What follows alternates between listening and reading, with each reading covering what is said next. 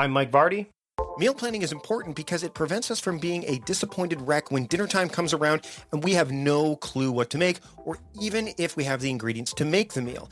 It's a time and a money saver, but most importantly, it frees up valuable brain space. Creating a meal plan prepares us for the week to come and gives us peace of mind that we're organized and can feed ourselves and our family. That's why I do it, and that's why Plan to Eat helps me do it. Your subscription includes access to the Plan to Eat website and fully featured mobile apps on iOS and Android. And Plan to Eat gives you the tools to clip and organize recipes from any website, the ones your family loves and that fit your dietary preferences and needs. And you can create a meal plan around your schedule. Then what happens is the Plan to Eat software automatically creates an organized shopping list based on your plan. So sign up for your free trial at plantoeat.com/timecrafting. That's plantoeat.com/timecrafting. The coupon will be automatically applied to your account and can be used when you're ready to subscribe. It's valid for new customers only. Give Plan to Eat a try today. And this is the Productivityist Podcast.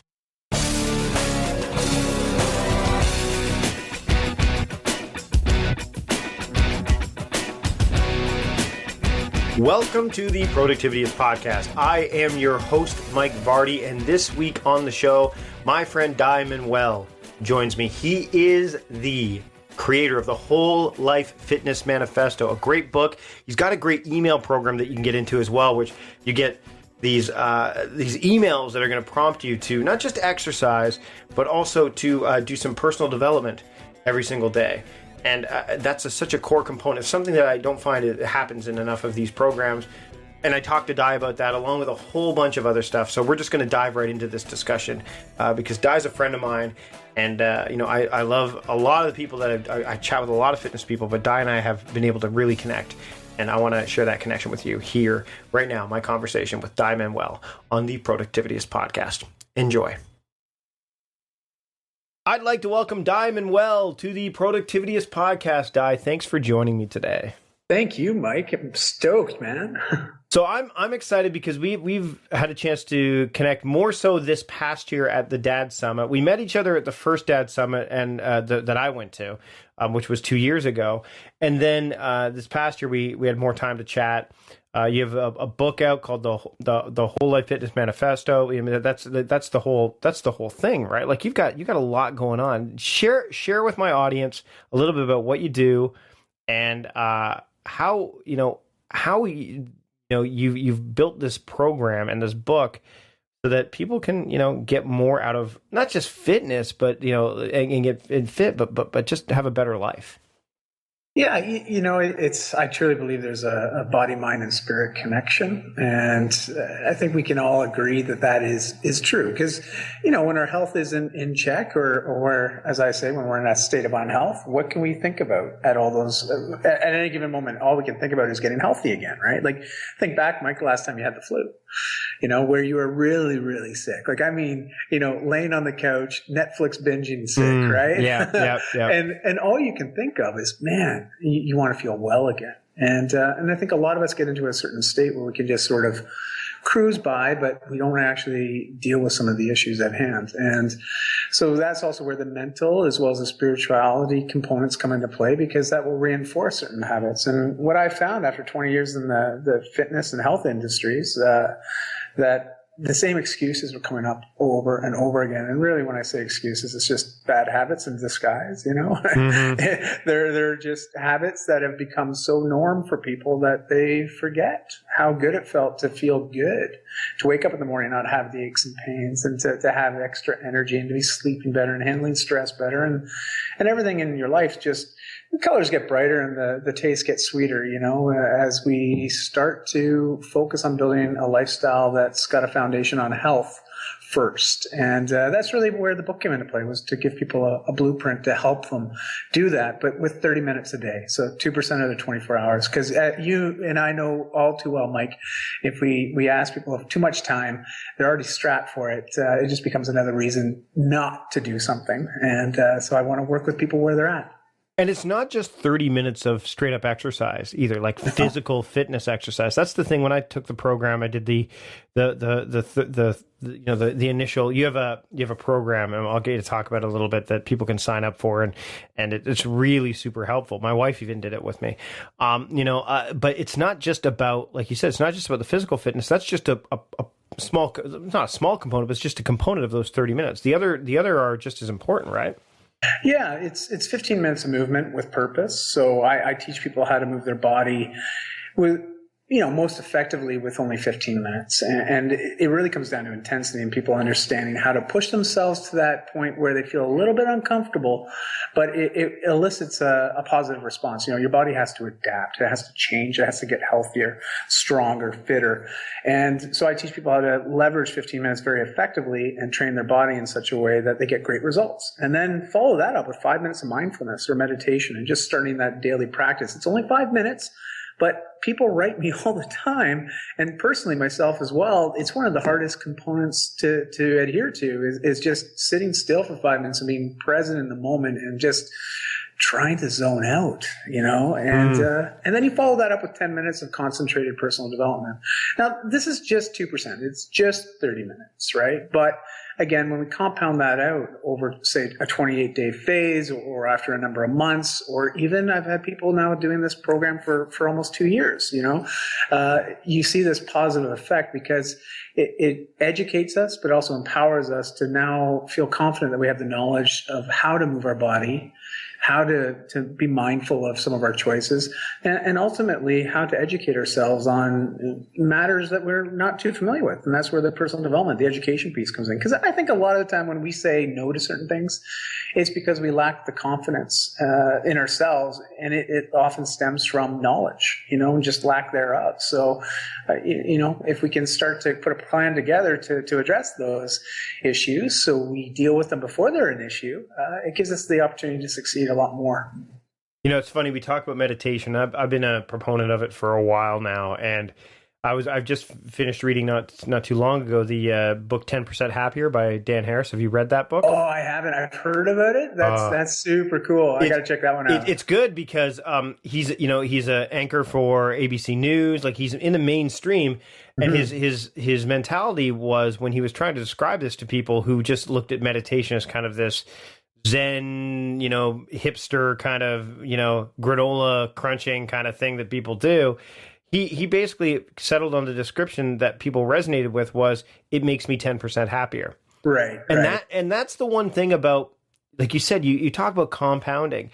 30 minutes a day is not that much to ask. If you break it down, and this is what people need, and I think it's not just for, like you were alluding to earlier, not just in terms of exercise, like physical fitness and fitness in general, but also when it comes to productivity, they need that quantitative amount, because the qualitative is not challenging to argue. You could say, well, you'll be in better shape and you'll have a clearer mind and you'll be, more thoughtful, more mindful. Yeah, but I don't have time for that. Well, you do, because if you break it down, it's really only this percentage of the day or this percentage of the week. And if you do it, so then you can break down the quantitative. How important was it for you?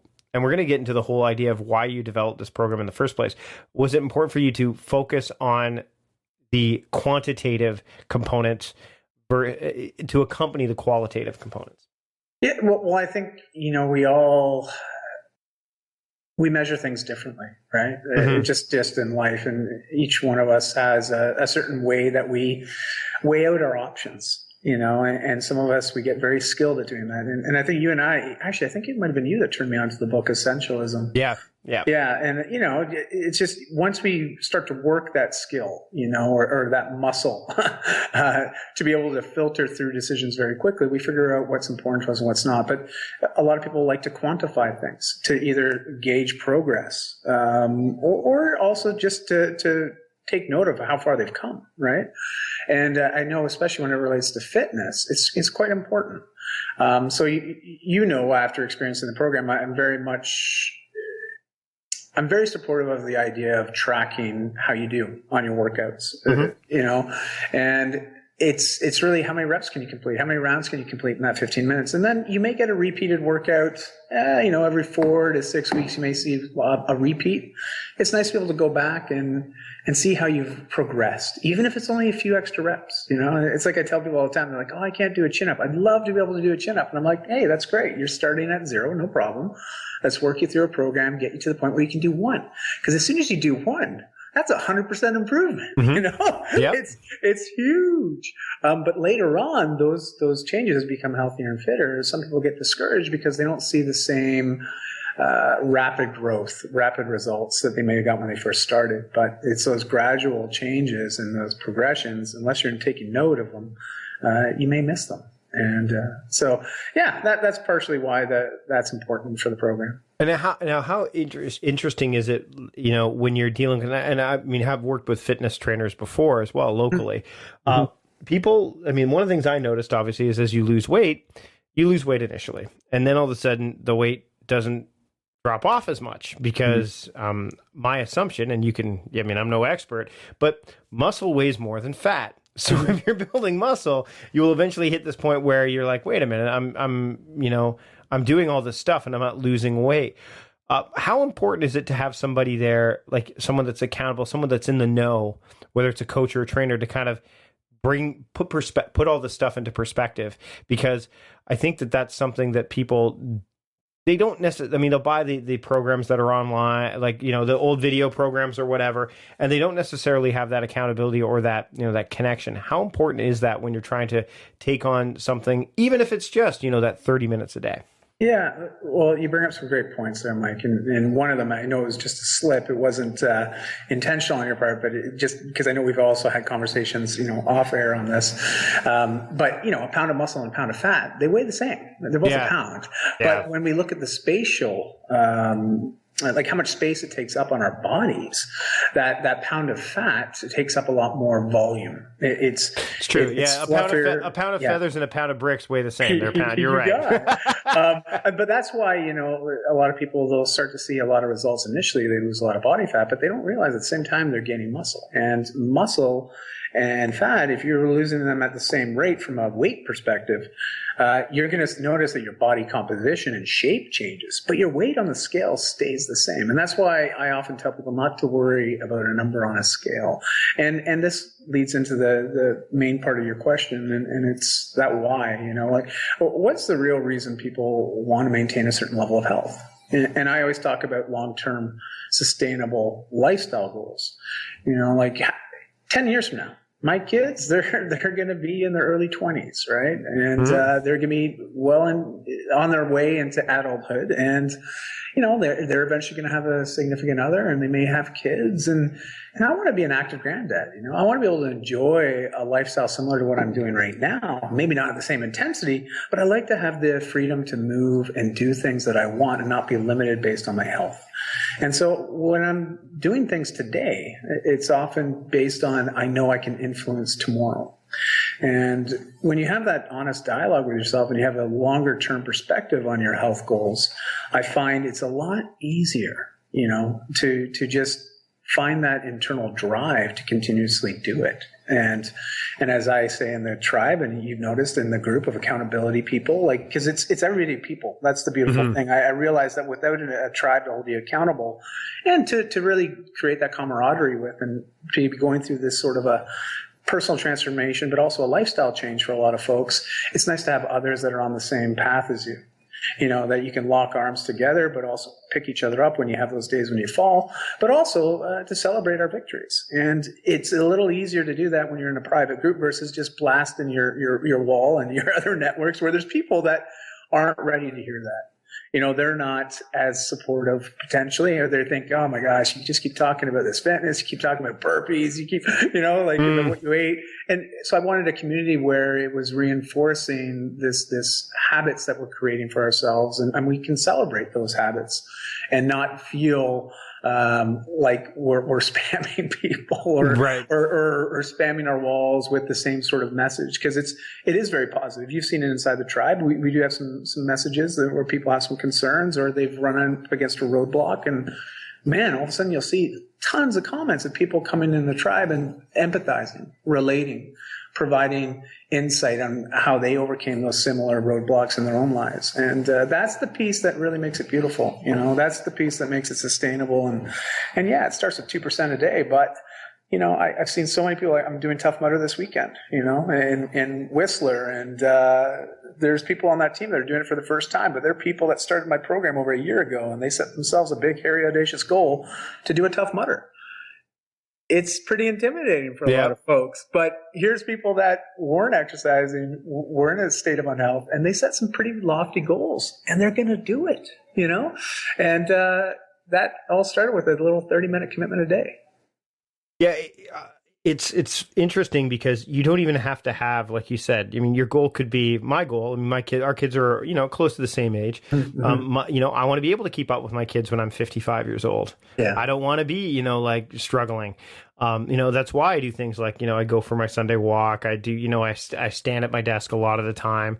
I do stuff like that, as well as I'm doing more. I'm getting back into DDP yoga a little bit. I'm offsetting. So what I'm doing now, and I mean, this is how the great thing about what you do. And I want to talk again about why you created the program in the first place, when there's so many other ones out there. We'll get to that in a second. But I now am offsetting. I'm not doing it every single day, but I am doing DDP yoga one day, and then a WOD the next. So I'm offsetting it, which is working for me. And that's what I like about what you've built, is that you will get, it's again, that percentage, right? That 10% happier. It's if you make those measurable things happen, then, and you personalize it to fit your lifestyle, but the consistency of doing it is what's key. Then I think that's a huge boon. Like I guess a first question is, Am I doing it wrong if I do it the way I'm doing it right now? What do you mean? Like, if I'm doing DDP yoga on one day and then I'm doing the WD, the workout, am I doing it wrong? No, of course not. It's of course not. You're moving every day. That's my whole underlying message. Is just get in the habit of doing something every day where you're moving with purpose, minimally for 15 minutes. It's 1% of your 24 hours. And I say move with purpose, like get a little sweat on, get a little huff and a puff going, just get the blood flowing. And you do that any way you can do it. And I love yoga. I think yoga is great. It's not only a hard workout from a conditioning standpoint, but it can also be cardiovascular and works on balance and flexibility and agility. It's multidisciplinary. So I love yoga. I think it's fantastic. But there's also a need to balance it out with some other forms of movement. And so that's why I never say, don't just do one thing and do it all the time, because I get people that come to me and they're like, I've been doing yoga for 5 years and I haven't been getting results for a long time. And I'm like, well, what else do you do? Well, I don't do anything else. I just do yoga. I'm like, well, and it's like my running buddies, right? I got friends that are very competitive marathon runners and it's great, but they'll come and do a functional fitness workout with me where we're doing a lot of other different styles of movements and they couldn't do 5 to 10 push-ups to save their lives. Just they lack the upper body strength. Mm-hmm. Meanwhile, you put them on a straight line and say, go. Yeah.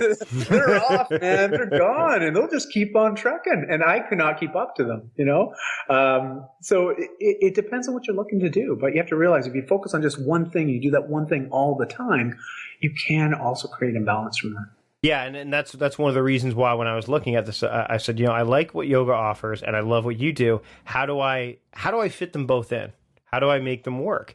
And what I love about there's so many other systems out there that kind of, it's kind of like productivity systems. If you don't do it this way, then you're not doing it right. And what I like about what you've offered is that, I do my personal development. I do personal development early in the day. I do a lot of reading early in the day. But I still do the reading after the 30 minutes. Like I still do it, and believe me. And this is the interesting thing, and I'd like to get your thoughts on this.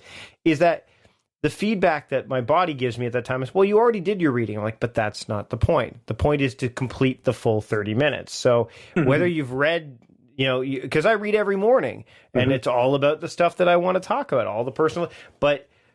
By completing it, I feel like I've completed it. Do you have people that kind of say, well, you know what, I meditate in the morning and then I do the workout? Like I think that the way you've designed it really does hit all the right notes. And so I think that that's the only core part that I see of what you do that you don't want to break up, right? Yeah, well, it's this idea of paying yourself first, right? And you hear about this a lot from, the financial gurus out there that talk about how to save money and also maybe have money make money. It's the idea of pay yourself first, right? And make those investments. And we don't get any more time in our lives. We've got a limited amount of ticks on the clock. And my biggest goal with people is just learn how to invest 30 minutes a day. And it's a personal investment, and it's body, mind, and spirit. Because at the very minimum, there's going to be days where life happens, man. You and I know, Mike. It happens. And it's like all of our plans, doesn't matter how well thought out our agendas were. It's like, it's out the window today, But it happens. It's okay. But if you can at least fit in that 30 minutes, you're just going to be that much more apt and proud of yourself and just confident that you're investing time wisely, because I think it's really easy in today's culture to just lose time. We're just not mindful of it, and we'll be on our device, we'll be on TV, we'll be just, it's amazing. Yep. It's just like 30 minutes goes in a blink of an eye nowadays, so why not be mindful and invest in ourselves with that 30 minutes every day so we can see the compounding effect. All right, now I'm going to get into a bit of a tougher question. I think it's tougher. I get this a lot too, and I'm sure I'm going to get more and more, is why would you create another methodology? Why would you create another system when there's already so many out there?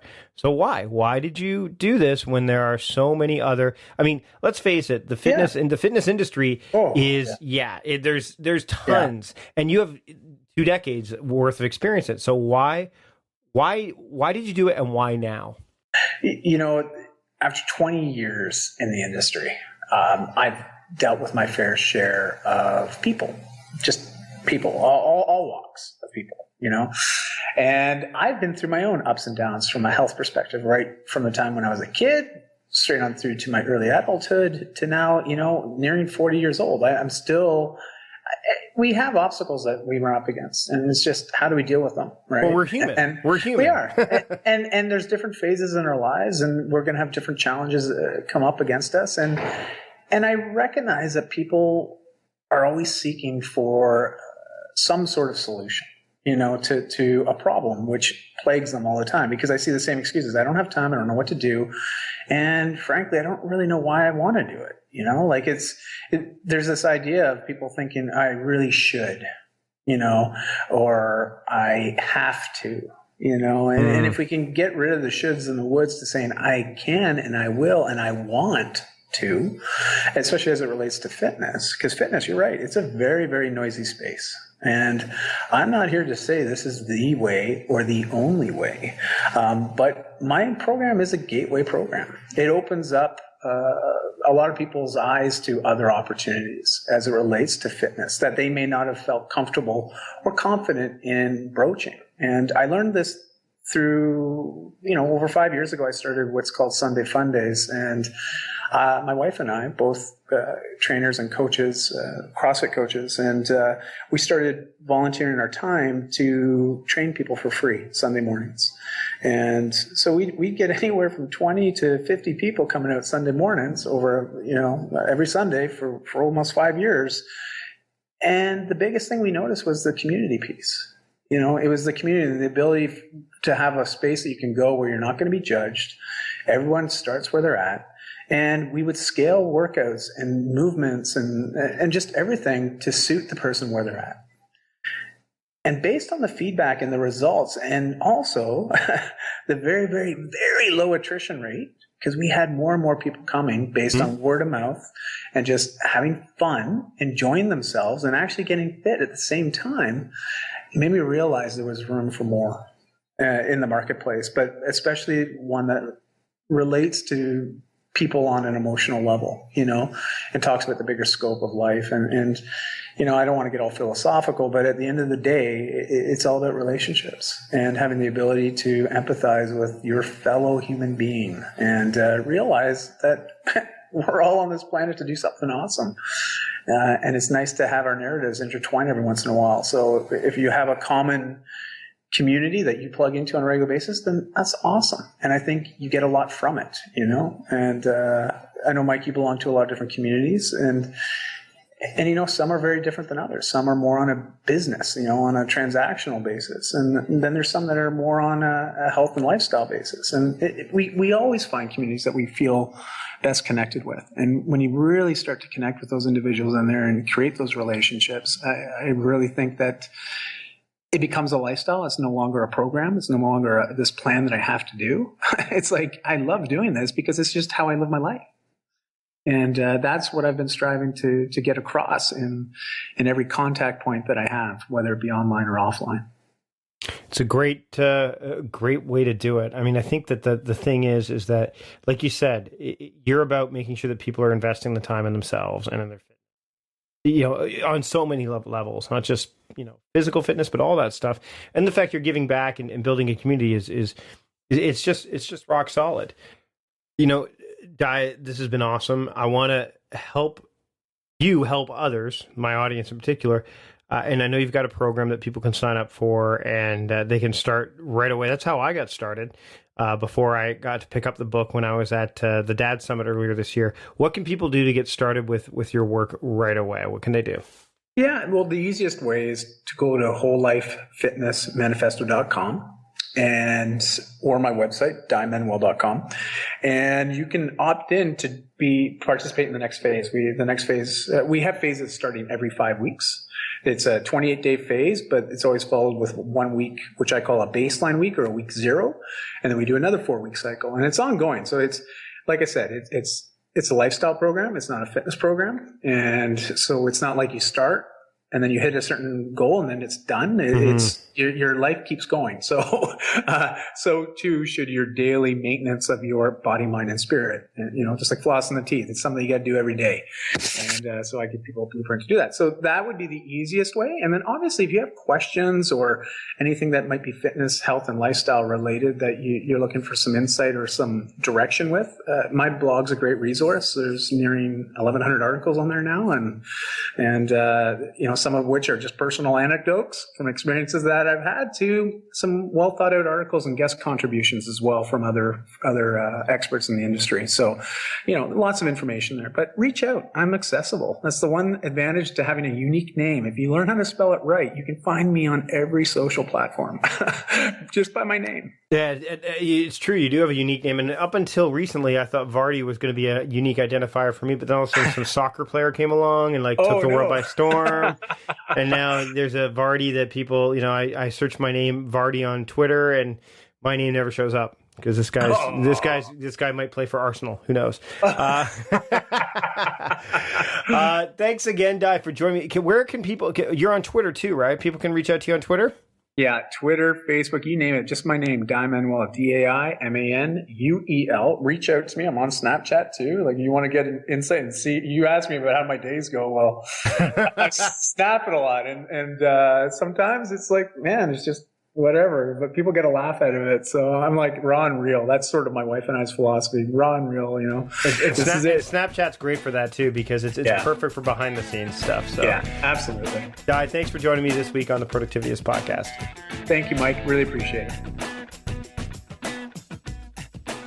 Big thanks to Dai for joining me on the podcast this week. Of course, all the show notes indicate where you can go, and I strongly encourage you to sign up for one of the rounds of the fitness training that he offers. And it's not just fitness of the body, but it's fitness of the mind as well. And I think that's something that we don't do often enough. And I even drop the ball on this from time to time.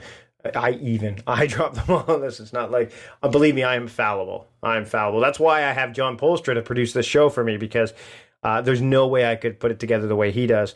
And I'm fallible. And I need feedback to help me correct that and make me less fallible. And that's where you come in as an audience member. Now, if you are able to offer me feedback through iTunes or Stitcher or wherever you listen to this, that'd be a great place to start. You could do that at any time. Give it a rating review. It's going to help me make the show better, and it's going to help people discover the show. But if you want to take it a step further, you want to go one step beyond, what you can do is become a supporter of the podcast, a Patreon patron, if you will. And what you will get with that, well, it depends on what level you support at. There's supporting levels from $1 all the way up to $50. And the $50 mark, there's a limited number of coaching sessions that you'll get with me, which is a great value. And that allows you to connect with me directly. So you don't just hear me talking, kind of at you as I do through the podcast, but I get to talk with you. We get to have a conversation. So check out patreon.com/productivityist if you're able to offer any kind of monetary support to help make the show better. All the money that comes in through Patreon, we put back in towards the show, towards putting some graphics together, which we're working on, towards just making the show better on the whole. So again, patreon.com/productivityist if you want to take your support to the next level. This episode was all about taking things to the next level, and I am grateful that you joined me for it. Until next time, I am your host, Mike Vardy, reminding you to stop guessing and start going.